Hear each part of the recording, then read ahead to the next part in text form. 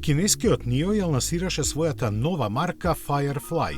Засега, единствениот нејзин модел иницијално беше планиран да се појави прво во Европа, а потоа во Кина, но желбите за тоа се изјаловија со воведувањето на царините кои за овој производител се поставени на 20,8%.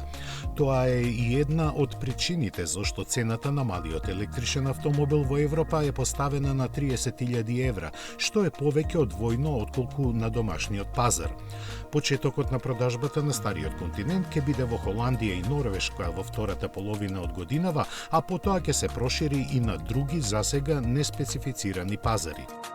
Дефиниран како високо ефикасен автомобил за урбаната мобилност кој нуди паметни и квалитетни решенија, Firefly располага со 143 конски сили кои ќе го забрзаат до 100 км на час за 8 секунди.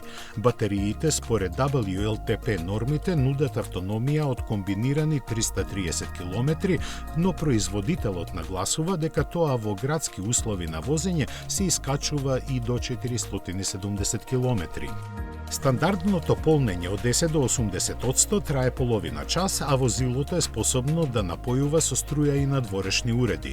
Должината од 4 метри и погонот на задните тркала ветуваат за оваа класа возила пространа внатрешност која е едноставно дизајнирана. На опремата која вклучува и загревани седишта и управувач не може ништо да и се замери, а за пофалба и тоа што возилото може само да пронајде доволно голем простор за паркирање и автоматски да се смести на него. Покрај во Европа, NIO планира да го лансира овој автомобил уште и во Јужна Америка и некои земји географски блиски до Кина.